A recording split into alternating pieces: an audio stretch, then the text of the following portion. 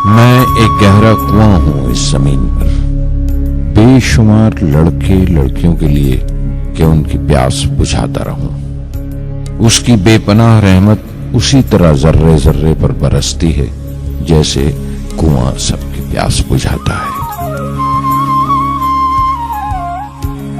इतनी सी कहानी है मेरी, ज़ैनुल आबदीन और आशी अम्मा के बेटे की कहानी।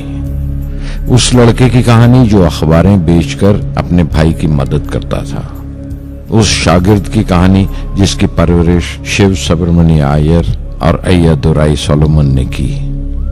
उस विद्यार्थी की कहानी जिसे पंडले मास्टर ने तालीम दी, MG मेनन और प्रोफेसर साराभाई ने इंजीनियर की पहचान दी, जो नाकामियों और मुश्किलों में पलकर साइंसदान बना। और उस रहनुमा की कहानी जिसके साथ चलने वाले बेशुमार काबिल और हुनरमंद लोगों की टीम थी। मेरी कहानी मेरे साथ खत्म हो जाएगी, क्योंकि दुनियावी मानों में मेरे पास कोई पूंजी नहीं है। मैंने कुछ हासिल नहीं किया, जमा नहीं किया, मेरे पास कुछ नहीं और कोई नहीं, न बेटा न बेटी न परिवार। मैं दूसरों के लिए मिसाल नहीं बनना चाहता, लेकिन शायद कुछ पढ़ने वालों को प्रेरणा मिले कि अंतिम सुख रूह और आत्मा की तस्कीन है। खुदा की रहमत उनकी विरासत है।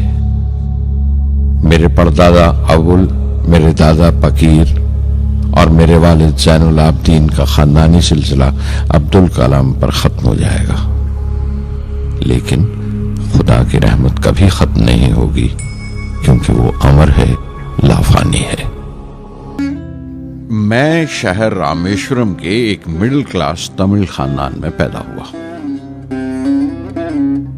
मेरे अब्बा ज़ैनुल आबदीन के पास न तालीम थी न दौलत, लेकिन इन मजबूरियों के बावजूद एक दानाई थी उनके पास और हौसला था।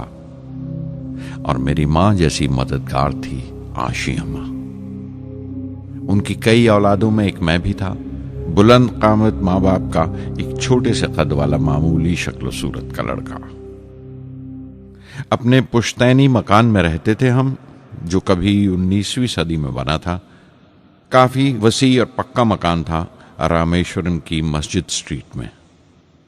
मेरे अब्बा हर तरह के ऐशो आराम से दूर रहते थे, मगर जरूरियात की तमाम चीजें मुयस्सर थीं। सच तो यह है कि मेरा बचपन बड़ा महफूज था, मादी तौर पर भी और जज्बाती तौर पर भी, मटेरियली एंड इमोशनली।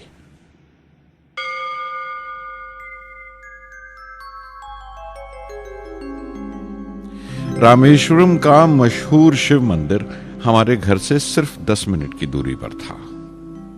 हमारे इलाके में ज्यादा आबादी मुसलमानों की थी, फिर भी काफी हिंदू घराने थे जो बड़े इत्तेफाक से पड़ोस में रहते थे। हमारे इलाके में एक बड़ी पुरानी मस्जिद थी, जहां मेरे अब्बा मुझे हर शाम नमाज पढ़ने के लिए ले जाया करते थे।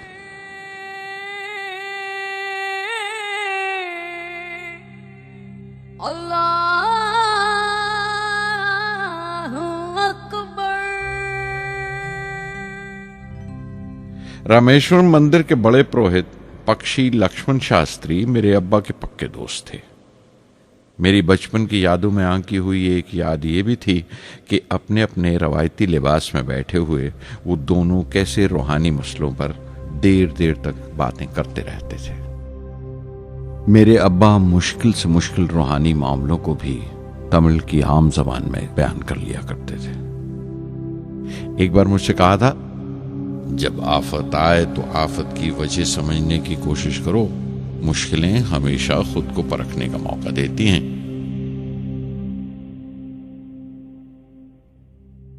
मैंने हमेशा अपनी साइंस और टेक्नोलॉजी में अब्बा के असूलों पर चलने की कोशिश की है।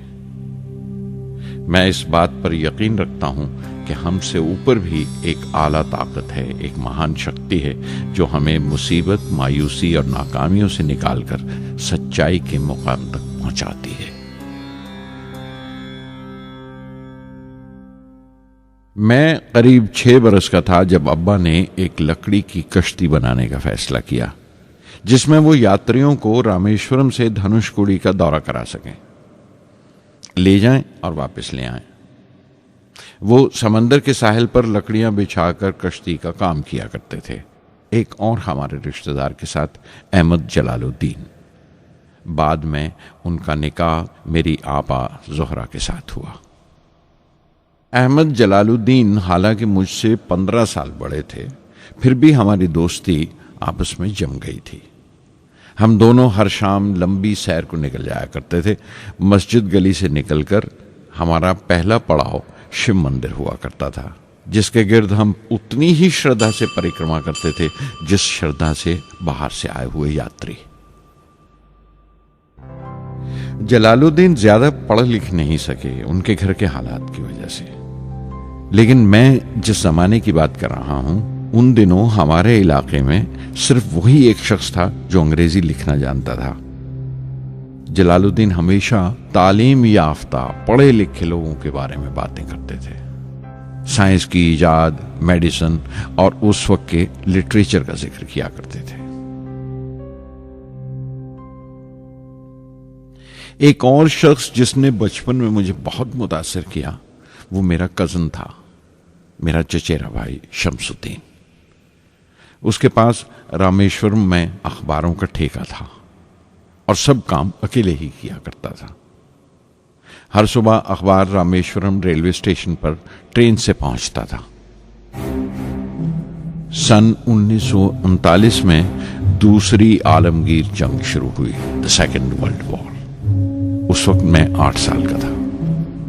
हिंदुस्तान को इत्तेहादी फौजों के साथ शामिल होना पड़ा और एक इमरजेंसी के हालात पैदा हो गए थे।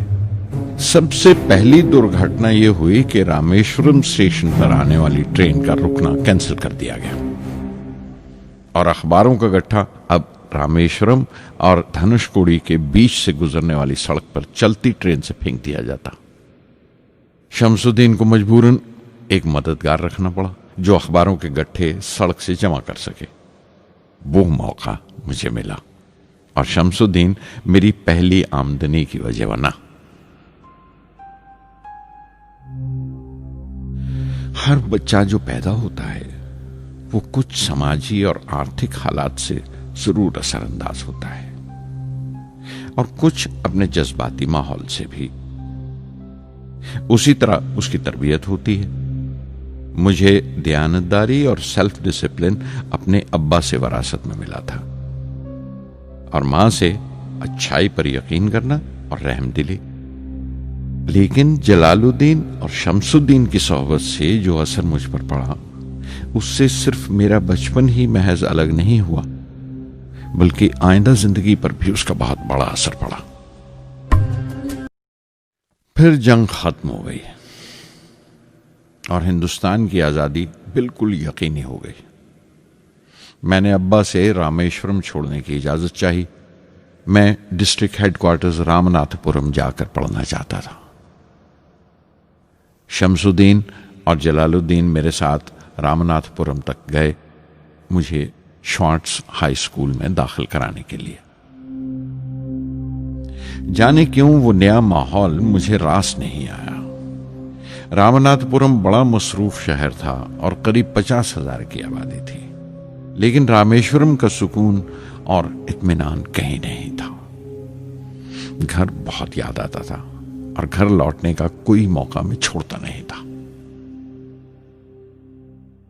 श्वार्ट्स हाई स्कूल में दाखिल होने के बाद एक 15 साल लड़के के तमाम शौक जो हो सकते थे मेरे अंदर जाग उठे। मेरे टीचर अय्या दुराई सोलोमन बेहतरीन रहबर थे, गाइड उस नौजवान जहन के लिए जिसके सामने जिंदगी की बेशुमार मुमकिनात खुलने वाली थी।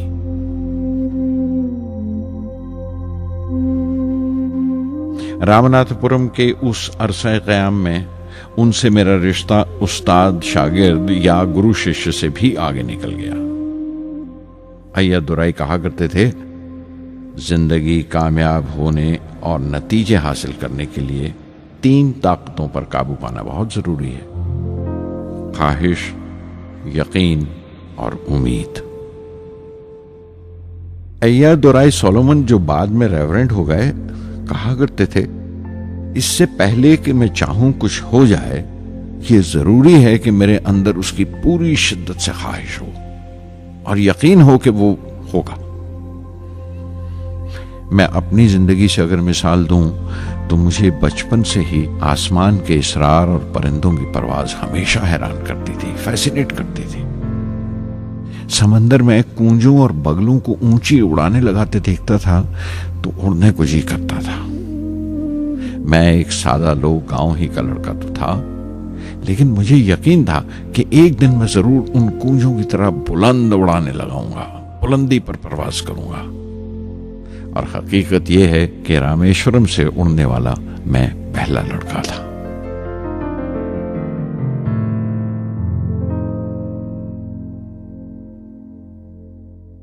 श्वार्ट्ज स्कूल में तालीम खत्म करते करते मेरे अंदर खुद एतमादी बस चुकी थी और मुझे यकीन था कि मैं जरूर कामयाबी हासिल करूंगा। मैं तालीम आगे जारी रखूंगा, उसमें कोई दूसरा ख्याल नहीं था। सन 1950 में मैं इंटरमीडिएट पढ़ने के लिए सेंट जोसेफ कॉलेज ट्रिची में दाखिल हो गया। जब बीएससी डिग्री के लिए मैंने सेंट जोसेफ कॉलेज में दाखिला लिया तो हायर एजुकेशन के माने सिर्फ इतने ही जानता था। ये नहीं जानता था कि हायर एजुकेशन के लिए कुछ और भी हो सकता है। न ये जानता था कि साइंस पढ़ के फ्यूचर के लिए और क्या मौके हासिल हो सकते हैं। बीएससी पास करने के बाद ही जान पाया कि फिजिक्स मेरा सब्जेक्ट नहीं था। अपने ख्वाब को पूरा करने के लिए मुझे इंजीनियरिंग में जाना चाहिए था। पता नहीं क्यों कुछ लोगों का ऐसा ख्याल है कि साइंस आदमी को खुदा से मुनकर कर देती है, लेकिन मेरे लिए तो साइंस एतमाद, विश्वास और रूहानी तस्कीन की वजह रही है।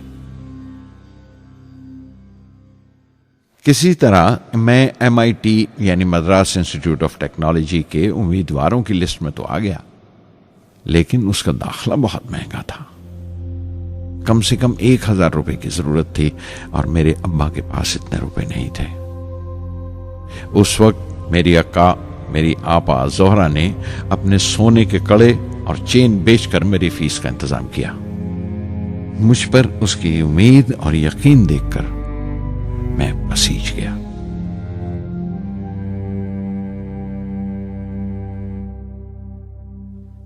MIT में सबसे ज्यादा मजा आया।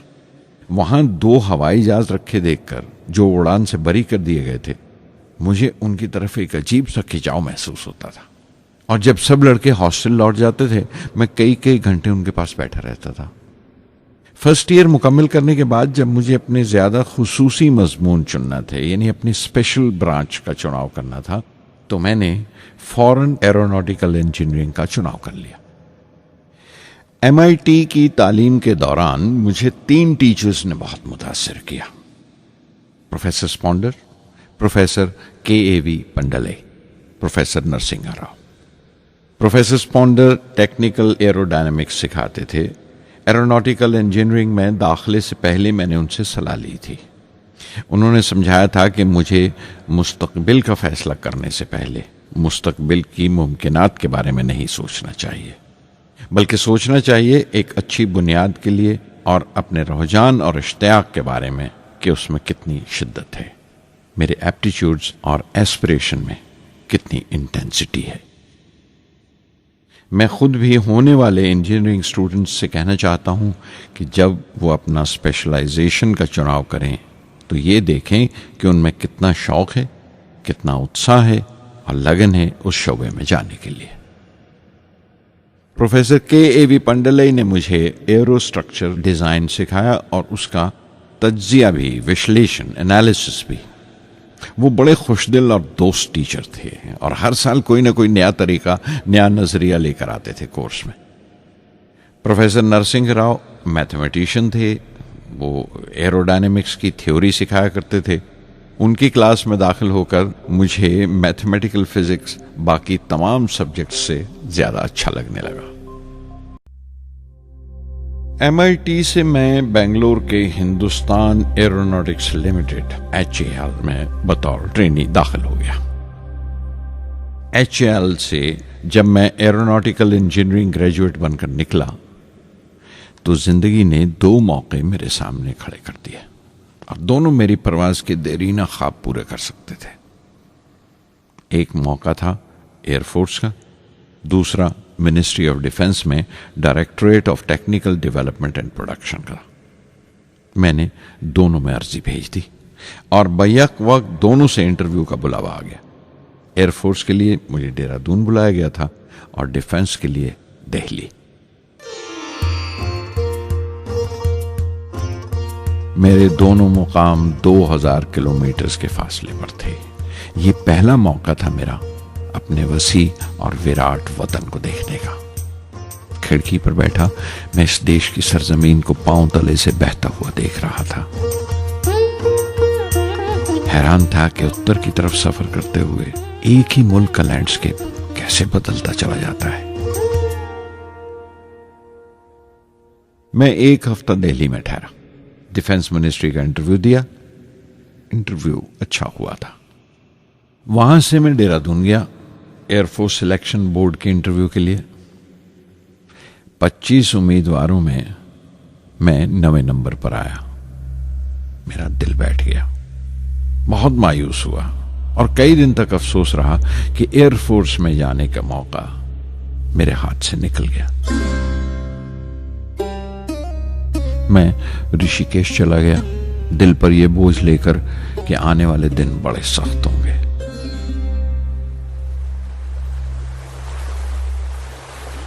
गंगा में स्नान किया और फिर चलता हुआ पास की पहाड़ी पर शिवानंद आश्रम तक पहुंच गया।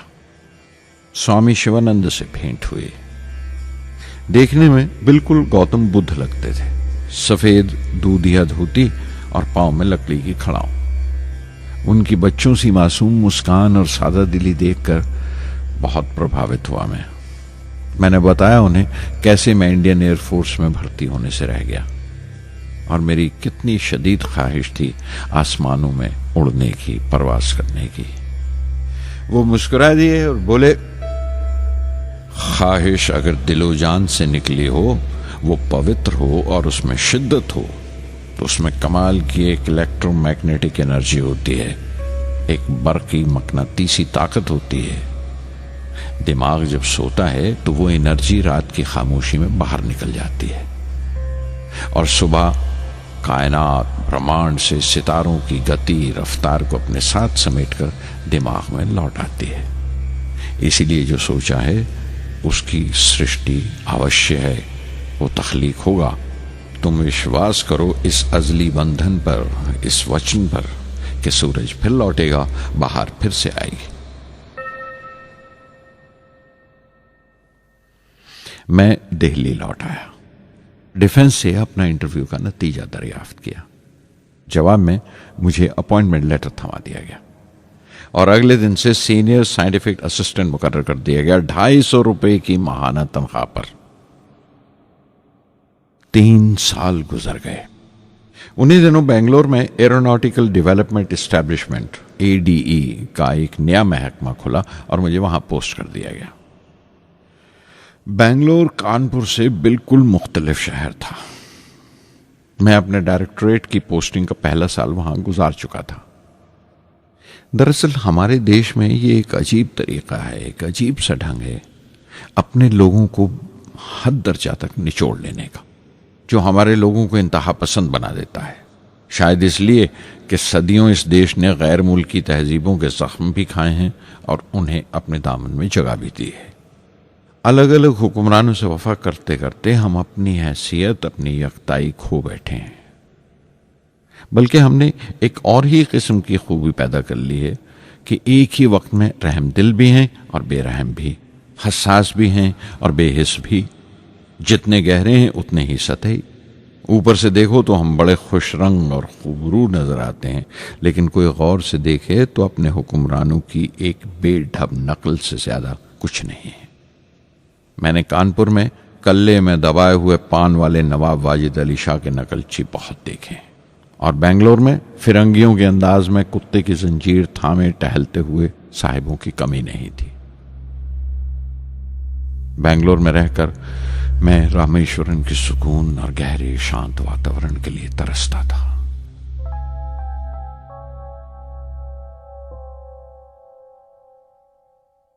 पहले साल तो ADE में कोई ज्यादा काम नहीं था।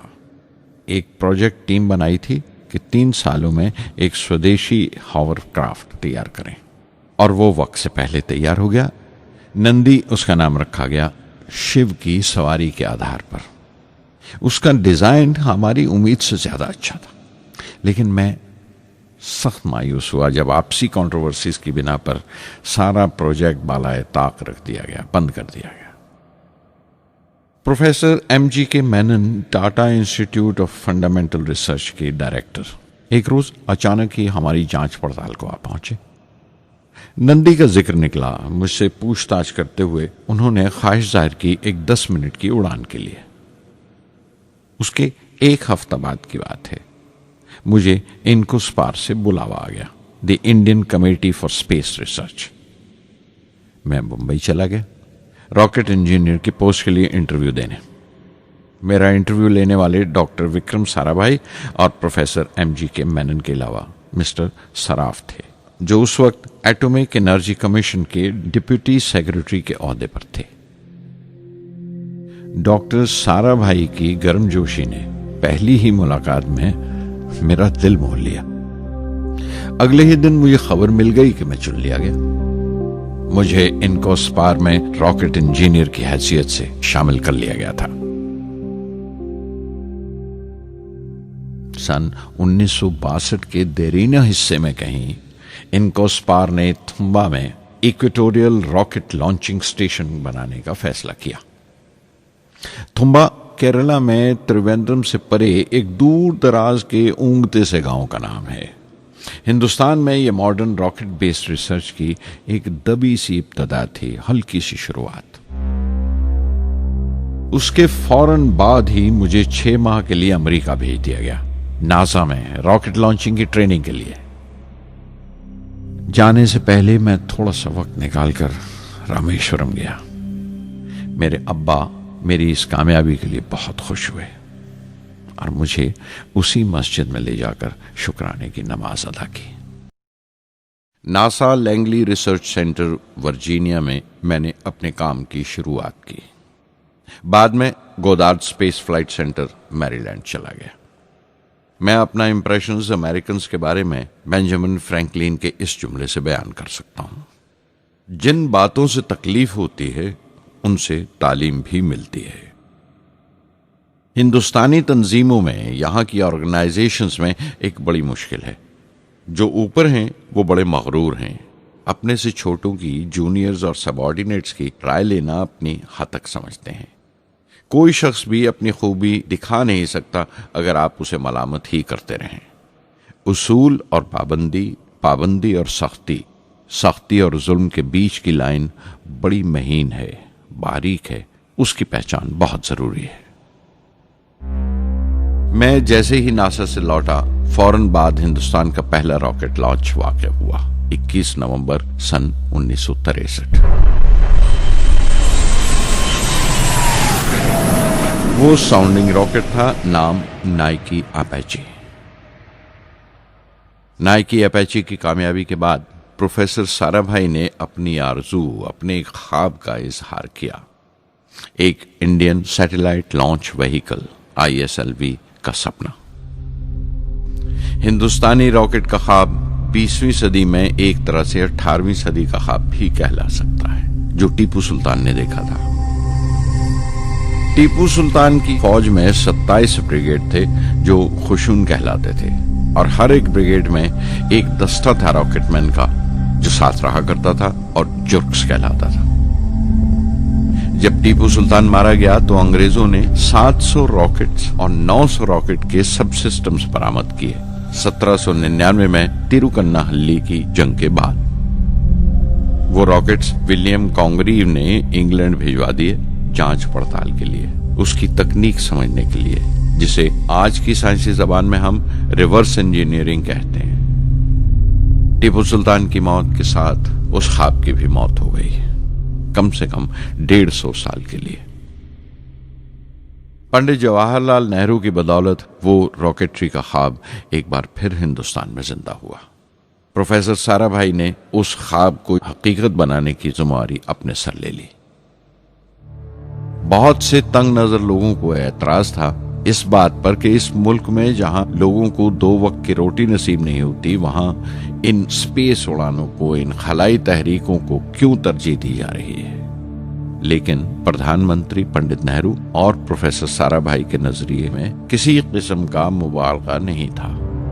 उनके नजरिए बिल्कुल साफ थे कि अगर दुनिया के मुल्कों में और दुनिया के मसलों में कोई हिस्सा लेना है, शिरकत करनी है, हिंदुस्तान को कोई हैसियत हासिल करनी है, तो साइंस और टेक्नोलॉजी की तरक्की और खुद मुख्तारी, सेल्फ रिलायंस अशद जरूरी है। और उनका मकसद ताकत का मुजाहिरा हरगिज नहीं था।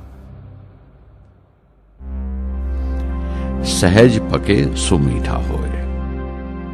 थुम्बा में 2 रॉकेट सहज पके मगर कामयाब हुए, एक रोहिणी, दूसरा मेनिका। अगला साल लगा ही था जब प्रोफेसर साराभाई ने मुझे दिल्ली बुला भेजा। एक मीटिंग थी और मीटिंग में ग्रुप कैप्टन वीएस नारायणन से मेरा तारुफ कराया गया, जो एयर हेडक्वार्टर्स से थे।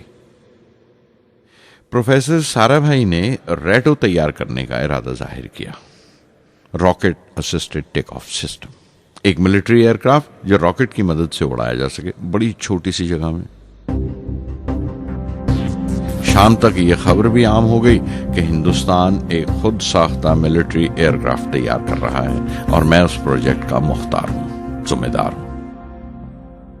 मैं कई तरह के जज्बात से भर गया, खुश भी था, शुक्रगुजार भी, खुशकिस्मत भी, और एक एहसास हुआ तकमील का, फुलफिलमेंट का।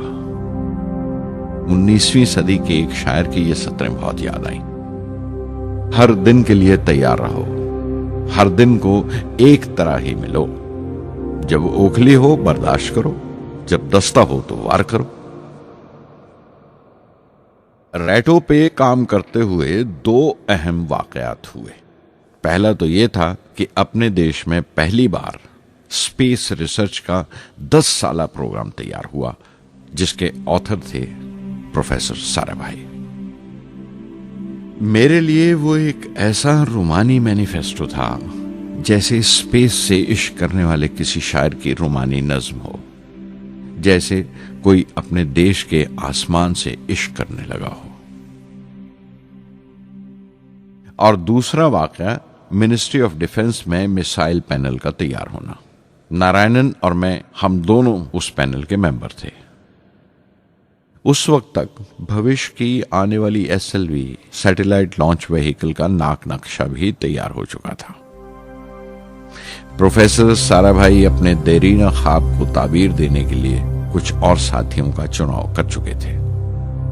मैं खुद को खुशकिस्मत समझता हूं कि मुझे उस प्रोजेक्ट का लीडर चुना गया।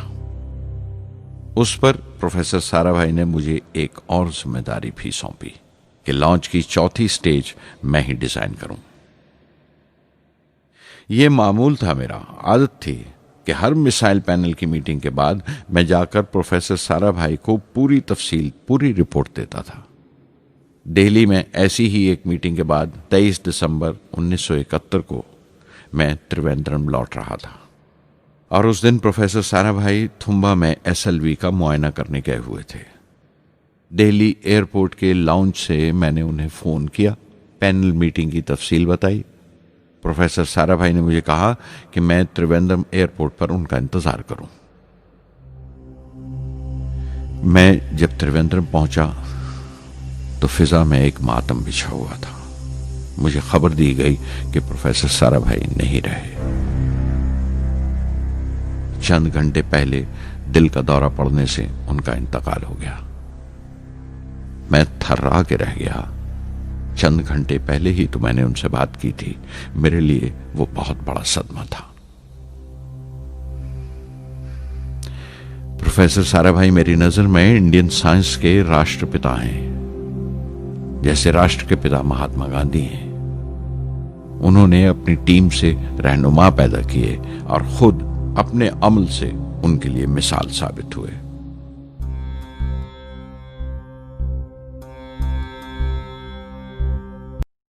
कुछ अरसा प्रोफेसर MG के मेनन ने स्पेस रिसर्च का काम संभाला। बिलाखिर प्रोफेसर सतीश धवन को Indian space research organisation ISRO की जिम्मेदारी सौंप दी गई। तुम्बा का पूरा कॉम्प्लेक्स एक बड़े पैमाने पर स्पेस सेंटर बना दिया गया और Vikram Sarabhai space centre VSSC का नाम दिया गया। जिसने वो सेंटर कायम किया था उसी के नाम से उस जगह की श्रद्धांजलि पेश की गई। मशहूर मेटलर्जिस्ट डॉक्टर ब्रह्म प्रकाश VSSC के पहले डायरेक्टर मुकर्रर हुए। कोई भी शख्स अपनी जिम्मेवारी में तभी कामयाब हो सकता है अगर वो बारसूख हो, मोतबर हो और अपने फैसलों के लिए उसे सही हद तक आजादी हो। शायद निजी जिंदगी में भी तसल्ली का यही एक रास्ता है। आजादी और जिम्मेवारी एक साथ हो, तभी वो तस्कीन और खुशी का बायस हो सकती है। और जाती आजादी हासिल करने के लिए मैं 2 रास्ते तजवीज कर सकता था जो मैंने इख्तियार किए। पहला तो यह कि अपनी तालीम और तरबियत को बढ़ावा दो। इल्म, नॉलेज बड़ा कारामद हथियार है, बहुत काम आता है। इल्म जितना ज्यादा होगा उतनी ज्यादा आजादी के हकदार हो गए। इल्म वो पूंजी है जो कोई छीन नहीं सकता। टीम की रहनुमाई तभी मुमकिन है अगर आपकी जानकारी मुकम्मल हो, अप टू डेट हो। कामयाब रहनुमा बनने के लिए जरूरी है कि दिन का काम जब खत्म हो आप पिछले काम का जायजा लें, अगले दिन के काम की तैयारी करें। दूसरा तरीका यह है कि अपने काम को अपना फख्र समझें, गर्व समझें और जरूरी है कि अपने अंदर की शक्ति की सही जानकारी हो। जो करो उस पर यकीन रखो या जिस पर यकीन हो वही करो, वरना दूसरों के ईमान का शिकार बनते रहोगे। SLV प्रोजेक्ट के पहले 3 सालों में साइंस के बहुत से नए नए इसरार खुले और आहिस्ता आहिस्ता साइंस और टेक्नोलॉजी का फर्क समझ आने लगा। रिसर्च और अमल, डेवलपमेंट का फासला पता चलने लगा। किसी भी इजाद में गलतियां होना लाजमी है, लेकिन हर गलती कामयाबी की तरफ एक और कदम उठाती है, एक और सीढ़ी बन जाती है। किसी भी तख्लीक की तरह SLV-3 की तख्लीक भी कई दर्दनाक लम्हों से गुजरी। एक रोज जब मैं और मेरे तमाम साथी अपने कामों में पूरी तरह डूबे हुए थे, मेरे घर से एक मौत की इत्तला पहुंची। मेरे दोस्त और हमदर्द मेरे बहनोई जलालुद्दीन का इंतकाल हो गया था। कुछ देर के लिए तो मैं सुन्न होकर रह गया, मेरी आंखों में अंधेरा छा गया। थोड़ी देर बाद जब अपने चौगिरदे का एहसास हुआ तो महसूस किया जैसे मेरी हस्ती का एक हिस्सा मर गया था। रात की रात बसों में सफर करता हुआ अगली सुबह मैं रामेश्वरम पहुंचा। जोहरा को क्या तसल्ली देता और क्या सब्र देता अपनी भांजी महबूबा को जो रो रो कर हलकान हो रही थी। मेरी आंखों के सोते पहले ही सूख चुके थे। थुम्बा लौटकर बहुत दिनों तक सारा कामकाज, सारी मसरूफियत बेमानी लगने लगी। बहुत दिनों तक बहुत मलाल लगा, सब बेमानी लगता था। प्रोफेसर धवन देर देर तक हौसला देते थे, कहते SLV पर जैसे जैसे काम आगे बढ़ेगा मुझे सब्र महसूस होगा और ये मायूसी कम होते होते गुजर जाएगी। 1976 में मेरे अब्बा ज़ैनुल आबदीन 102 साल की उम्र में वहीं रामेश्वरम में इंतकाल फरमा गए। 15 पोते पोतियां छोड़कर गए थे पीछे और एक पड़पोता। दुनियावी तौर पर वो सिर्फ एक और बुजुर्ग की मौत थी। कोई बड़ा मातम नहीं हुआ, झंडा नहीं उतारा गया, न अखबारों ने स्याह हाशिए दिए। न सियासतदान थे वो, न विद्वान कोई, न कोई बड़े सरमायादार। एक सीधे सादे इंसान थे, फरिश्ता सिफत। और हर उस बात की वजह थे जो दानाई और पारसाई की राह दिखाती है।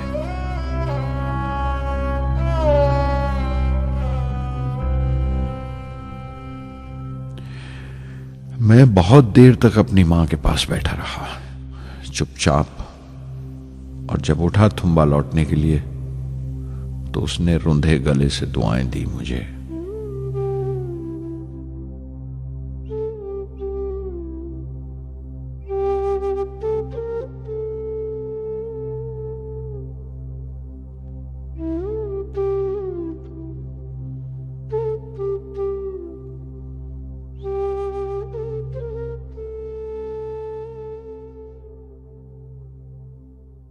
SLV-3 अपोजी रॉकेट जो फ्रांस से उड़ाई जाने वाली थी, अचानक कुछ मुश्किलों का शिकार हो गई। मुझे फौरन फ्रांस जाना पड़ा। मैं रवाना होने ही वाला था कि मेरी मां की मौत की खबर पहुंची। यके बाद दीगरे 3 मौतें हो गई मेरे घर में। उस वक्त मुझे अपने काम में पूरे ध्यान की जरूरत थी। 100% लगन से काम करने की ख्वाहिश किसी और लगन की गुंजाइश नहीं छोड़ती। मुकम्मल नीति और पूरी लगन से SLV-3 का ख्वाब 1979 के दरमियान में जाकर पूरा हुआ। हमने SLV-3 की परवाज का दिन 10 अगस्त 1979 तय किया था। 23 मीटर लंबा 4 स्टेजेस का यह रॉकेट 17 टन का वजन लेकर 7:58 पर बड़ी कजदाई से उड़ा और खला की तरफ रवाना हुआ।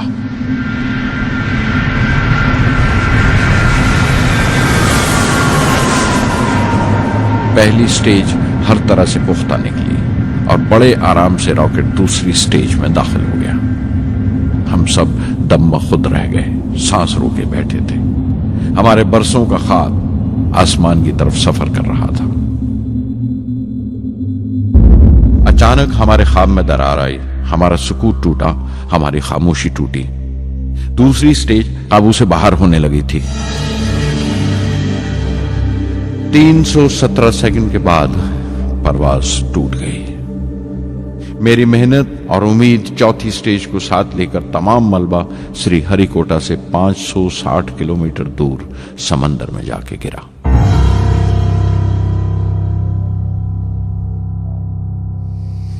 इस हादसे से हम सबको सख्त सदमा पहुंचा। मैं गम और गुस्से से भर गया, नुचड़ गया, बिल्कुल जिस्मानी तौर पर भी और जहनी तौर पर भी। मैं सीधा अपने कमरे में गया और बिस्तर में धंस गया। मैंने अपने कंधे पर एक दिलासे का हाथ महसूस किया तो आंख खोली। दोपहर ढल चुकी थी, शाम करीब थी। डॉक्टर ब्रह्म प्रकाश मेरे सराहने बैठे थे। उनकी इस हमदर्दी ने छू लिया मुझे। मैं उदास था, मायूस था, लेकिन अकेला नहीं।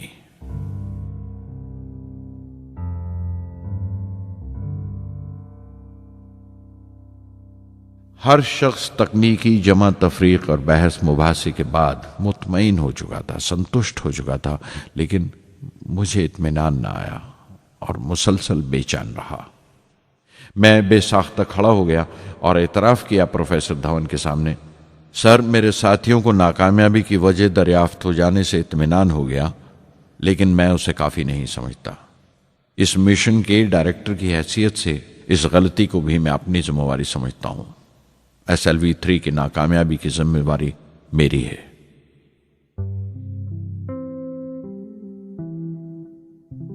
साइंस का काम कमाल दर्जा उत्साह भी देता है, खुशी भी और उतनी ही गहरी मायूसी भी। इस तरह के वाकयात सोच सोचकर मैं दिल को ढारस देता रहा। यह ख्याल कि इंसान चांद पर उतर सकता है, सबसे पहले एक रूसी साइंटिस्ट ने सोचा था। उसे हकीकत बनने में 40 साल गुजर गए जब अमेरिका ने उसे पूरा किया। प्रोफेसर चंद्रशेखर ने चंद्रशेखर लिमिट का आविष्कार किया था 1930 में, जब कैम्ब्रिज में पढ़ रहे थे, लेकिन 50 साल बाद उन्हें उसी डिस्कवरी पर नोबेल प्राइज मिला। वॉन ब्रॉन अपनी सैटर्न लॉन्च व्हीकल से आदमी को चांद पर उतारने से पहले कितनी सारी नाकामियों से गुजरे होंगे। पहाड़ की चोटी पर उतरने से पहाड़ पर चढ़ने का तजुर्बा नहीं मिलता। जिंदगी पहाड़ की चढ़ानों पर मिलती है, चोटी पर नहीं। चढ़ानों पर ही तजुर्बे मिलते हैं और जिंदगी मंचती है और टेक्नोलॉजी तरक्की करती है। चोटी पर पहुंचने की कोशिश ही में चढ़ानों का इल्म हासिल होता है। मैं एक एक कदम चलता रहा, चढ़ता रहा चोटी की तरफ।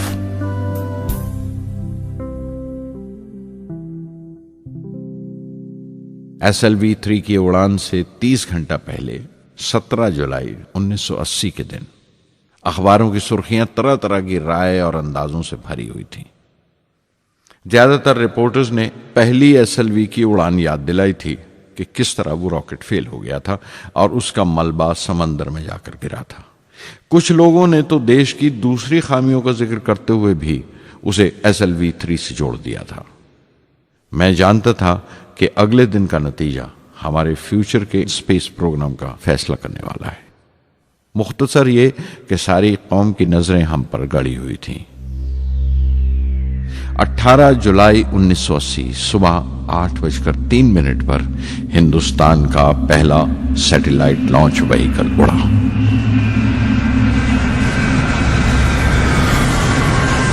मैंने रोहिणी सैटेलाइट का तमाम डेटा कंप्यूटर पर जांचा। अगले 2 मिनट के अंदर अंदर रोहिणी अंतरिक्ष में था। उस तमाम शोरगुल के बीच में मैंने अपनी जिंदगी के सबसे अहम अल्फाज अदा किए।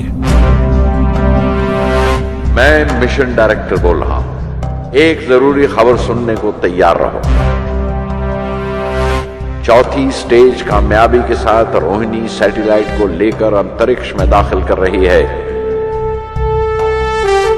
मैं ब्लॉक से बाहर आया तो मेरे साथियों ने मुझे कंधों पर उठा लिया और नारे लगाते हुए जुलूस निकाला। सारी कौम में एक जोश की लहर दौड़ गई।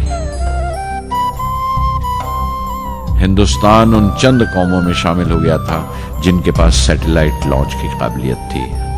हमारी कौम का एक ख्वाब पूरा हुआ था और हमारे इतिहास का एक नया बाब खुला, एक नया चैप्टर। प्रधानमंत्री इंदिरा गांधी ने मुबारकबाद का तार भेजा और सबसे ज्यादा हिंदुस्तान के साइंसदान खुश थे कि ये पूरी कोशिश स्वदेशी थी, हमारी अपनी थी। मैं कुछ मिले जुले जज्बात से गुजर रहा था। मैं खुश था कि पिछली 2 दहाइयों से जिस कोशिश में था बिलाखिर उसमें कामयाब हुआ, लेकिन उदास था जिन लोगों की बदौलत में यहां पहुंचा था वो लोग मेरे साथ नहीं थे। मेरे अब्बा, मेरे बहनोई जलालुद्दीन और प्रोफेसर सारा भाई।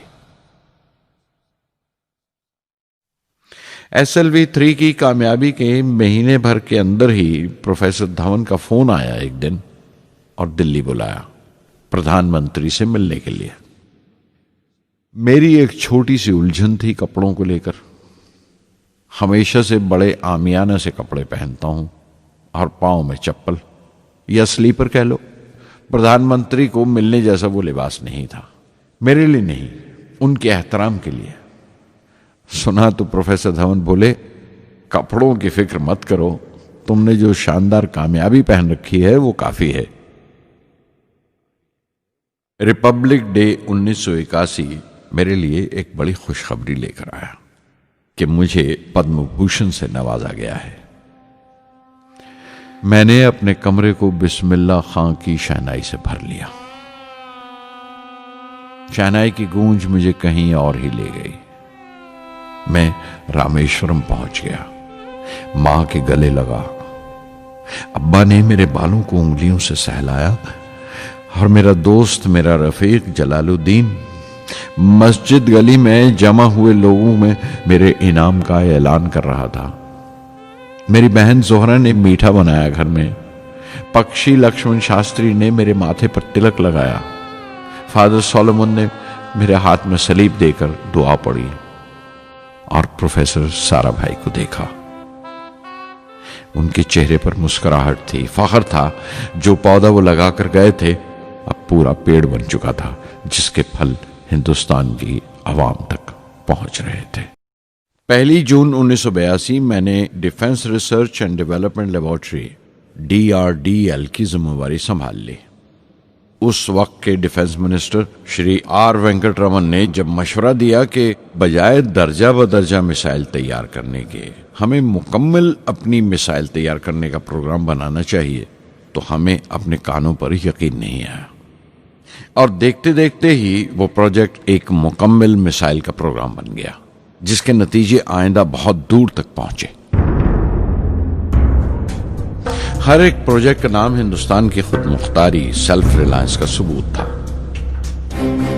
सरफेस टू सरफेस मिसाइल का नाम पृथ्वी रखा गया, टैक्टिकल कोर व्हीकल को त्रिशूल का नाम दिया गया, surface to air defence system Akash कहलाया, एंटी टैंक मिसाइल प्रोजेक्ट को नाग के नाम से पुकारा गया और मेरे देरीना ख्वाब रेक्स को यानी re entry experiment launch vehicle को मैंने अग्नि का नाम दिया।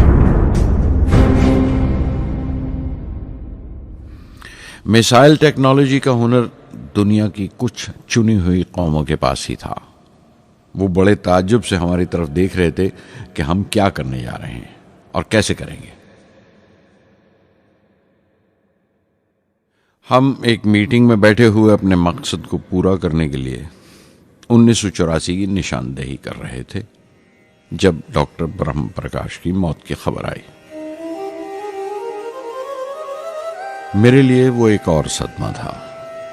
पहली SLV की नाकामी के वक्त जिस तरह उन्होंने ढारस दी थी मुझे, वो याद करके मैं और ज्यादा गमगीन हो गया।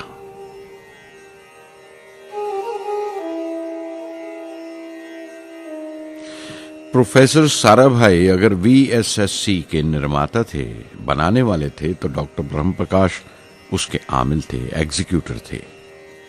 उनकी विनम्रता ने मुझे बड़ी हद तक नरम कर दिया और मैंने अपनी तुंद मिजाजी पर काफी काबू कर लिया।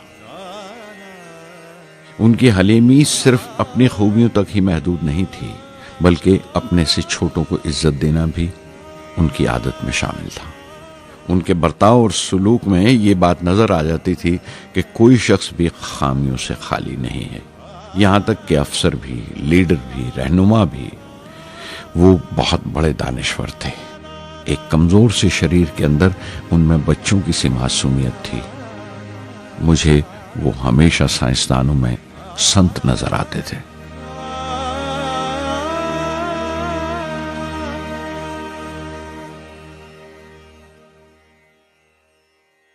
पृथ्वी का काम अपनी तकमील को पहुंच रहा था जब हम 1988 में दाखिल हुए। 25 फरवरी 1988 सुबह 11:23 पर पृथ्वी की पहली परवाज वाक़ हुई। हमारे मुल्क में वो एक ऐतिहासिक मौका था। पृथ्वी सिर्फ एक सरफेस टू सरफेस मिसाइल ही नहीं, बल्कि आइंदा आने वाली तमाम किस्म की मिसाइल का बुनियादी नक्शा भी था, फ्यूचर का मॉड्यूल था वो। पृथ्वी ने हमारे आस पड़ोस के मुल्कों को दहला दिया। मगरबी यानी वेस्टर्न मुल्कों को पहले तो हैरत हुई, फिर गुस्से का इजहार किया और पाबंदी लगा दी इंडिया के लिए कि वो ऐसी कोई चीज बाहर के मुल्कों से न खरीद सकें जो उनके मिसाइल प्रोग्राम में इस्तेमाल हो सकती हो या काम आ सकती हो। मिसाइल की इजाद में हिंदुस्तान की खुद मुख्तारी ने दुनिया के तमाम तरक्की याफ्ता मुल्कों को परेशान कर दिया। अग्नि की टीम में 500 से ज्यादा साइंसदान शामिल थे। अग्नि की परवाज 20 अप्रैल 1999 तय पाई थी। लॉन्च की तमाम तैयारियां मुकम्मल हो चुकी थीं और हिफाजत के लिए यह फैसला किया गया था कि लॉन्च के वक्त आसपास के तमाम गांव खाली करा दिए जाएं। अखबारात और दूसरी मीडिया ने इस बात को बहुत उछाला। 20 अप्रैल पहुंचते पहुंचते तमाम मुल्क की नजरें हम पर टिकी हुई थीं। दूसरे मुल्कों का दबाव बढ़ रहा था कि हम इस तजुर्बे को मुलतवी कर दें या खारिज कर दें, लेकिन सरकार मजबूत दीवार की तरह हमारे पीछे खड़ी रही और किसी तरह हमें पीछे नहीं हटने दिया। परवाज से सिर्फ 14 सेकंड्स पहले हमें कंप्यूटर ने रुकने का इशारा किया। किसी एक पुर्जे में कोई खामी थी, वो फौरन ठीक कर दी गई, लेकिन उसी वक्त डाउन रेंज स्टेशन ने रुकने का हुक्म दिया। चंद सेकंड्स में कई रुकावटें सामने आ गईं और परवाज मुलतवी कर दी गई। अखबारात ने आस्तीनें चढ़ा ली, हर बयान ने अपनी अपनी तरह की वजूहात निकाल ली। कार्टूनिस्ट सुधीर दार ने एक कार्टून शाया किया जिसमें एक खरीदार कुछ सामान दुकानदार को वापस करते हुए कह रहा था, अग्नि की तरह वो भी नहीं चली। एक कार्टून में दिखाया गया कि साइंसदान कह रहा है, सब ठीक था, स्विच बटन नहीं चला। हिंदुस्तान टाइम्स के कार्टून में एक नेता रिपोर्टर को समझा रहा है, डरने की कोई बात नहीं, ये बड़ी अमन पसंद अहिंसावाद की मिसाइल है, इससे कोई मरेगा नहीं।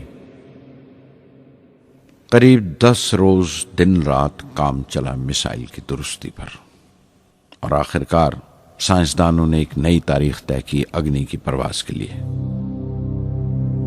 मगर फिर वही हुआ। 10 सेकंड पहले कंप्यूटर ने रुकावट का इशारा किया। पता चला एक पुर्जा काम नहीं कर रहा है। परवाज फिर मुलतवी कर दी गई। ऐसी बात किसी भी साइंसी तजुर्बे में हो जाना आम बात है, गैर मुल्कों में भी बहुत बार होता है। लेकिन उम्मीद से भरी हुई कौम हमारी मुश्किलें समझने को तैयार नहीं थी। हिंदू अखबार में केशव का एक कार्टून छपा जिसमें एक देहाती कुछ नोट गिनते हुए कह रहा था, मिसाइल के वक्त गांव से हट जाने का मुआवजा मिला है। 2-4 बार और ये तजुर्बा मुलतवी हुआ तो मैं पक्का घर बनवा लूंगा। अमोल बटर वालों ने अपने होर्डिंग पर लिखा, अग्नि को ईंधन के लिए हमारे बटर की जरूरत है। अग्नि की मुरम्मत का काम जारी रहा। आखिरकार एक बार फिर 22 मई की तारीख अग्नि की परवाज के लिए तय पाई। उसकी पिछली रात doctor Arunachalam, general KN Singh और मैं डिफेंस मिनिस्टर KC पंत के साथ चहलकदमी कर रहे थे। पूरे चांद की रात थी, हाई टाइड का वक्त था और लहरें गरज गरज कर खुदा की अजमत का नाम ले रही थी। कल अग्नि की परवाज कामयाब होगी या नहीं, बार बार यही सवाल हमारे दिमाग में गूंज रहा था।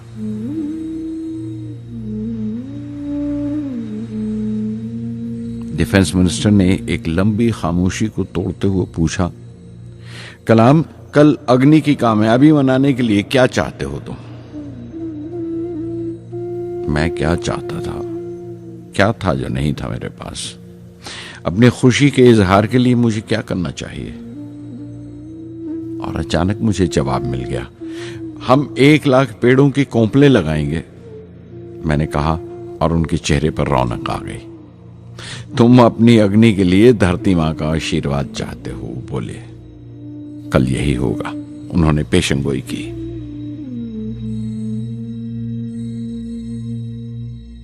अगले दिन सुबह 7:10 पर अग्नि लॉन्च हुई। कदम कदम सही निकला। मिसाइल ने जैसे टेक्स्ट बुक याद कर ली हो, जैसे सबक याद कर लिया था। हर सवाल का सही जवाब मिल रहा था। लगता था एक लंबे खौफनाक ख्वाब के बाद एक खूबसूरत सुबह ने आंख खोली है।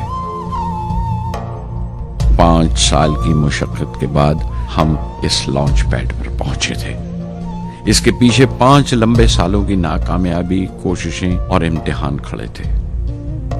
इस कोशिश को रोक देने के लिए हिंदुस्तान ने हर तरह के दबाव बर्दाश्त किए थे, लेकिन हमने कर दिखाया जो करना था।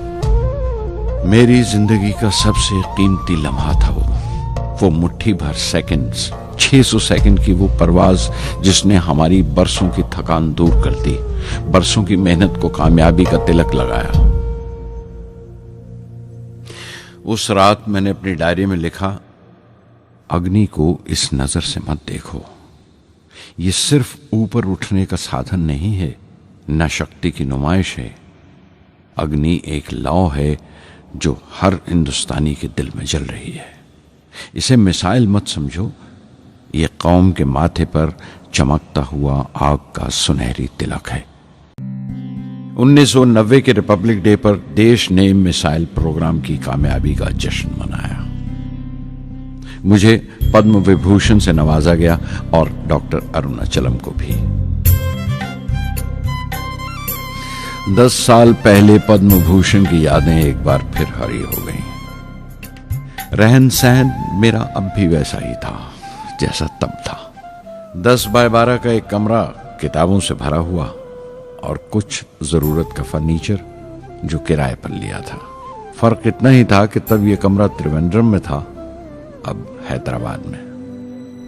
वेटर मेरा नाश्ता लेकर आया, इडली और छाछ, और आंखों में एक खामोश मुस्कुराहट मुबारकबाद की। मैं अपने हमवतनों की इस नवाजिश से छलक गया।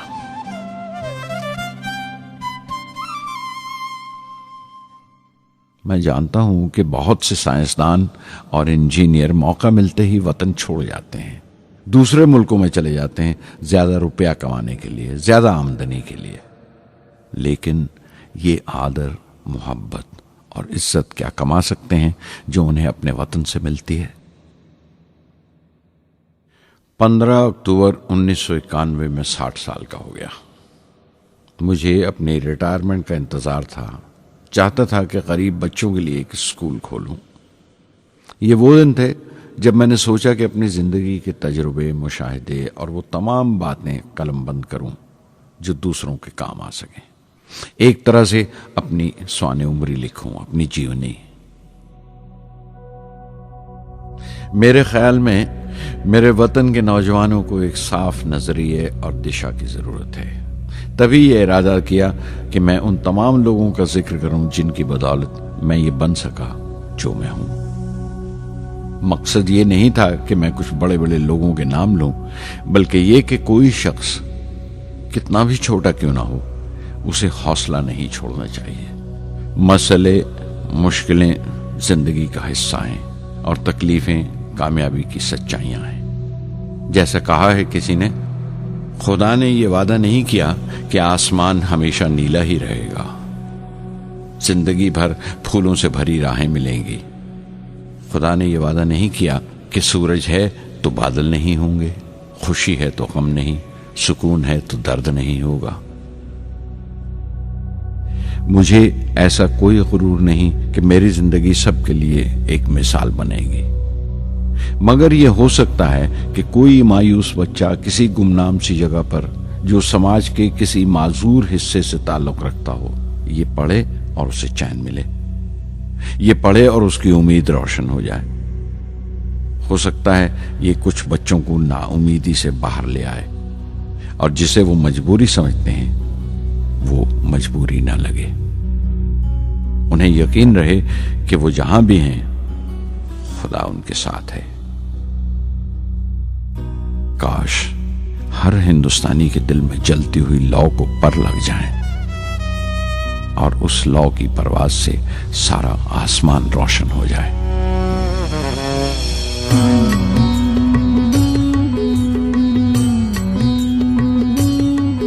ये ज़मीं मेरी, मेरा आसमां, बड़ा खूबसूरत है जहां।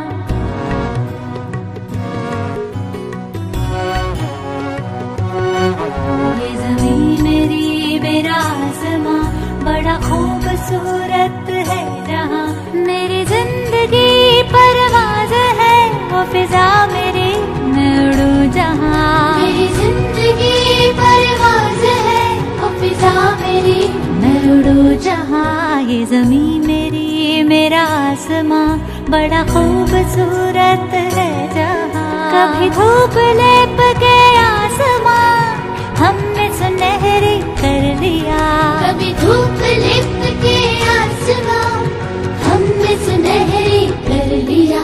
फिर धूप बांध के पाँव में हम उड़े हैं ठंडी हवाओं में। ज़मीं मेरी, मेरा आसमां, बड़ा खूबसूरत है जहां। कभी वक्त उठा के सरों पे हम और आग लेके परों पे हम। कभी वक्त उठा के सरों पे हम और आग लेके परों पे हम। कभी छानी खाली खला कहीं हम उड़े जहाँ पे हवा नहीं। ज़मीं मेरी ये मेरा आसमां, बड़ा खूबसूरत है जहाँ। मेरी जिंदगी परवाज़ है, मेरी जिंदगी परवाज़ है। वो फिज़ा मेरी मैं उड़ूं जहाँ ये ज़मीं मेरी मेरा आसमां, बड़ा खूबसूरत है जहाँ। ये ज़मीं मेरी